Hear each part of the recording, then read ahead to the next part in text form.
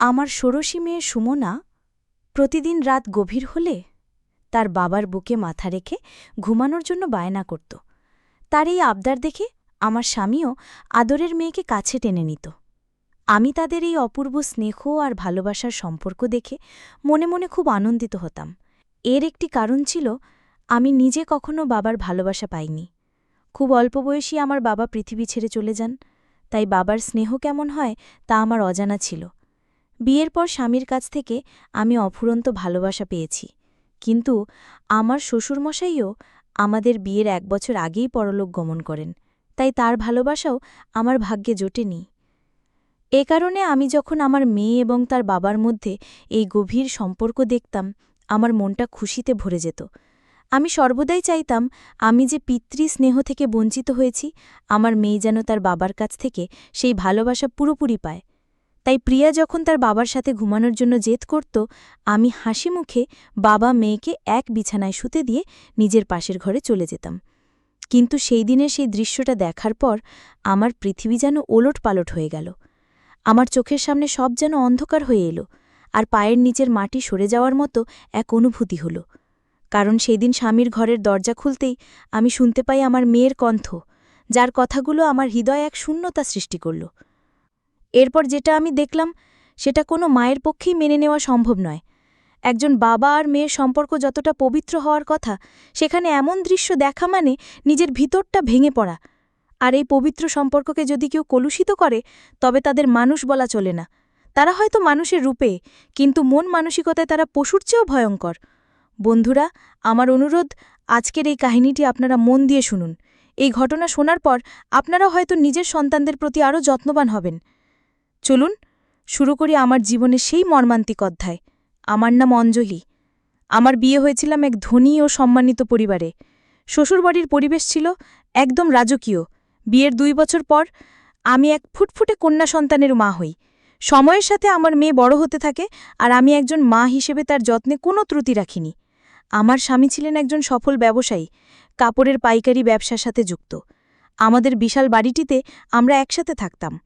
আর মেয়েটি যখন একটু বড় হয়, তখন তাকে পাশের ঘরে থাকার অনুমতি দিই, যাতে সে নিজের মতো করে থাকতে পারে। সবকিছু ভালোই চলছিল, কিন্তু সময়ের সাথে আমার জীবনে এমন কিছু ঘটনা ঘটতে থাকে যা আমার মনকে আঘাত করতে শুরু করে। যেটা এক সময় ছিল ভালোবাসায় ভরা সংসার, সেটি ধীরে ধীরে জটিলতায় ঘেরা হয়ে উঠতে লাগল। স্বামীর ব্যবহার, আচরণ সবকিছুতেই একটা অস্বাভাবিক পরিবর্তন আমি অনুভব করতে থাকি।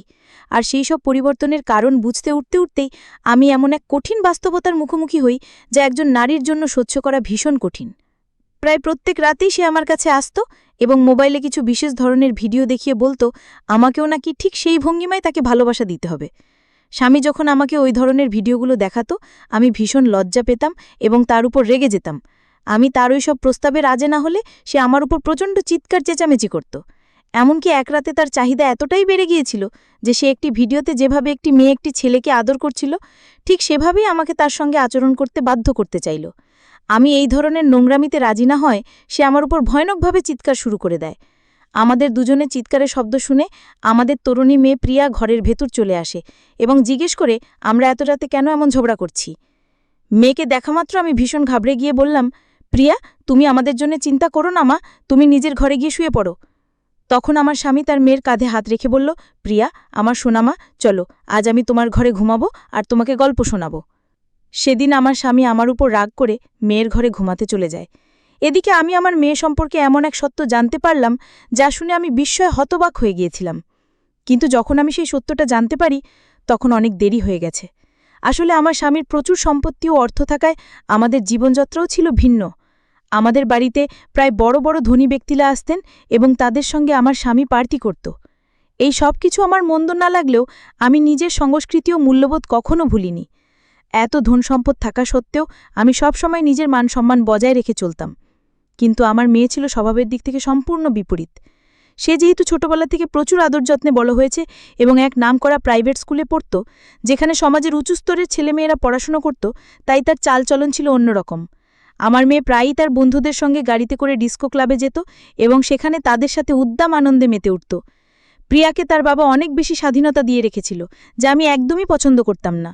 এমনকি প্রিয়া আমাকে পড়াশোনার নাম করে মিথ্যে কথা বলে তার ছেলে বন্ধুদের সঙ্গে ক্লাবে চলে যেত এবং সেখানে গিয়ে যা করত তা শুনলে আপনারাও চমকে উঠবেন। আসলে প্রিয়া ওই বয়সেই তার ছেলে বন্ধুদের সঙ্গে ক্লাবে গিয়ে ঘনিষ্ঠ সম্পর্কে লিপ্ত হতো এবং বিকৃত আনন্দ উপভোগ করত। অন্যদিকে আমার স্বামী প্রায় প্রত্যেক রাতেই আমার সঙ্গে তার ইচ্ছামতো সম্পর্ক করার জন্য ঝামেলা করত। আমার অনিচ্ছা সত্ত্বেও শুধু স্বামীকে খুশি রাখার জন্য এবং সংসারে শান্ত বজায় রাখতে সে যেভাবে চাইতো আমি সেভাবেই তার কথা মেনে নিতাম। কারণ আমি জানতাম আমাদের মধ্যে রোজগার এই অশান্তির প্রভাব আমাদের মেয়ে প্রিয়ার ওপর পড়বে। তাই আমি তার সবই মেনে নিতে শুরু করেছিলাম। কিন্তু ততদিনে আমি অনেক দেরি করে ফেলেছি এবং আমার মেয়ের উপরে যে মারাত্মক প্রভাব পড়বে তা আমি কল্পনাও করতে পারিনি। আমার মেয়ে যখন তরুণী হয়ে ওঠে এবং আমার স্বামী যখন রাতে আমার সঙ্গে তার ইচ্ছা পূরণ করতে না পেরে ঝামেলা করত, তখন প্রিয়া লুকিয়ে জানালার ফাঁক দিয়ে সবকিছু দেখত। আমাদের চিৎকারের কারণ জানার জন্য সে একদিন পরিকল্পনা করে আমাদের ঘরের জানালাটা সামান্য ফাঁক করে রেখেছিল। সেদিন রাতেও যখন আমার স্বামী আমার সঙ্গে ঝামেলা করছিল, আমি বাধ্য হয়ে তার পছন্দের একটি ভিডিও দেখে তারপর তার সঙ্গে ঘনিষ্ঠ হয়েছিলাম। আমাদের স্বামী স্ত্রী সেই ব্যক্তিগত মুহূর্ত আমার মেয়ে নিজের চোখে দেখে ফেলেছিল এবং এটাই তার কচি মনে এক ভয়ঙ্কর প্রভাব ফেলেছিল। আমাদের ঘরের পাশেই ছিল প্রিয়ার ঘর এবং দুটি ঘরের মাঝে একটা কাঠের জানালা ছিল যেটা সে ইচ্ছে করেই ফাঁক করে রেখেছিল। নিজের চোখে আমাদের স্বামী স্ত্রীর মধ্যকার সেই গভীর ও ব্যক্তিগত সম্পর্ক দেখার পর থেকে সে তার নিজের বাবাকেই এক অন্য দৃষ্টিতে দেখতে শুরু করেছিল। এটা শোনার পর আপনারাও হয়তো চমকে উঠবেন। সেই ঘটনার পর থেকে আমার তরুণী মেয়ে তার বাবাকে নিজের দিকে আকৃষ্ট করার জন্য সবসময় সেজেগুজে থাকত, যাতে সে তার বাবার সঙ্গে অবৈধ সম্পর্ক স্থাপন করতে পারে। আমি বা আমার স্বামী কেউই কল্পনা করতে পারিনি যে আমাদের মধ্যকার সম্পর্ক দেখে আমার মেয়ের মনে এমন বিকৃত ইচ্ছার জন্ম হবে। তার উপর এতটাই খারাপ প্রভাব পড়েছিল যে সে ভুলেই গিয়েছিল যার সঙ্গে সে নিজের মনের ইচ্ছা পূরণের কথা ভাবছে সে তার জন্মদাতা বাবা। এরপর থেকে প্রিয়া প্রত্যেক রাতে তার বাবার সঙ্গে শোয়ার জন্য বায়না করত। সে সবসময় তার বাবার আশেপাশে ঘুরঘুর করত এবং প্রতিটি কাজে বাবার কাছে গিয়ে আবদার করত।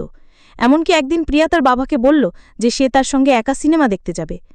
আমার মনে কোনো সন্দেহই আসেনি যে প্রিয়ার মনের ভেতর এমন একটা নোংরা চিন্তা বাসা বেঁধেছে যা তার মনুষ্যত্বকে শেষ করে দিচ্ছে।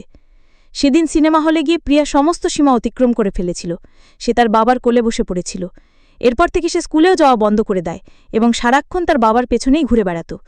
আমি স্বপ্নেও ভাবতে পারিনি যে প্রিয়ার মনে এই ধরনের কিছু চলছিল, আর আমি বোকার মতো বাবা মায়ের এই ঘনিষ্ঠতা দেখে মনে মনে খুশি হচ্ছিলাম। এভাবে কিছুদিন কেটে যাওয়ার পর একদিন দুপুরে আমি যখন বাড়ির কাজের লোকদের সঙ্গে কিছু কাজ গোছাচ্ছিলাম, তখন সব কাজ শেষ করে আমি দোতলার ঘরে যাই। আমাদের ঘরের ভেতর প্রবেশ করতেই যে দৃশ্য আমি দেখলাম তাতে আমার পায়ের তলার মাটি যেন সরে গেল। আমি দেখলাম আমার স্বামী তার আদরের মেয়েকে একটা চড় মেরে বলছে, আমি তোর বাবা হই, আমার সঙ্গে এই ধরনের অশ্লীল কথা বলতে তোর লজ্জা করল না? আমি তখন কিছুই বুঝতে পারছিলাম না যে আমার স্বামী কেন তার একমাত্র আদরের মেয়ের গায়ে হাত তুলেছে। পরে জানতে পারলাম আমার স্বামী মেয়েকে মেরেছিল কারণ প্রিয়া তার বাবার কাছে ঘনিষ্ঠ হতে চেয়েছিল। আমার স্বামী যখন প্রিয়ার নোংরা ইশারা বুঝতে পারে তখন সে নিজের রাগ সামলাতে না পেরে প্রিয়ার গায়ে হাত তোলে। সেদিন রাতে আমার স্বামী গোপনে আমাকে প্রিয়ার ব্যাপারে সবকিছু খুলে বলে। তারপর সেদিনই আমিও আমার স্বামীর সিদ্ধান্ত নিই যে এই মেয়েকে আর বাড়িতে রাখা নিরাপদ নয়, যত তাড়াতাড়ি সম্ভব একটি ভালো ছেলে দেখে ওর বিয়ে দিতে হবে। সেই দিন থেকে আমার স্বামী প্রিয়ার জন্য ভালো পাত্র খুঁজতে শুরু করে এবং সেই ঘটনার 20 দিনের মধ্যেই মেয়ের বিয়ে ঠিক করে ফেলে। কারণ আমরা বুঝতে পেরেছিলাম প্রিয়ার মনের মধ্যে যে বিষ প্রবেশ করেছে তার একমাত্র ঔষধ হলো বিয়ে। যখন সে তার স্বামীর ভালোবাসা ও আদর পাবে তখন সবকিছু ঠিক হয়ে যাবে এবং সে নিজের ভুল বুঝতে পারবে। আমি কিন্তু প্রিয়াকে কোনোদিনই জানতে দিইনি যে সে তার বাবার সঙ্গে যে নোংরামি করতে চেয়েছিল সেই বিষয়ে আমি অবগত আছি। কারণ আমি জানি আমার মেয়ে যদি জানতে পারে যে তার এই বিকৃত মনোভাবের কথা আমি জানি, তাহলে সে একদিন নিজের কাছেই নিজে লজ্জিত হবে এবং হয়তো লজ্জায় নিজের কোনো ক্ষতি করে বসবে। তাই আমি তাকে এই বিষয়ে কিছুই জানতে দিইনি। এরপর আমরা খুব তাড়াহুড়ো করে আমাদের মেয়ের বিয়ে দিয়ে দিই। এখন সে তার স্বামীর ভালোবাসা পেয়ে অনেক সুখে আছে এবং নিজের জীবন নিয়ে ব্যস্ত। আশা করি আপনারা সবাই বুঝতে পেরেছেন যেসব বাবা মায়ের তরুণ বা তরুণী সন্তান আছে তাদের কতটা সাবধানে থাকা উচিত।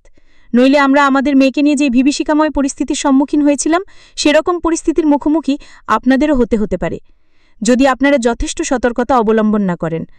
আমি স্বামী স্ত্রীর মধ্যকার কোনো ব্যক্তিগত আচরণের কথা বলতে চাইছি, তা আপনারা নিশ্চয়ই বুঝতে পারছেন। তাই সতর্ক থাকুন, সুস্থ থাকুন এবং চেষ্টা করুন যাতে আপনাদের জীবনে কখনো এই ধরনের পরিস্থিতি না আসে। বন্ধুরা, আজকের গল্পটি এখানেই শেষ করছি। গল্পে কোনো ভুল ত্রুটি হয়ে থাকলে ক্ষমা করে দেবেন।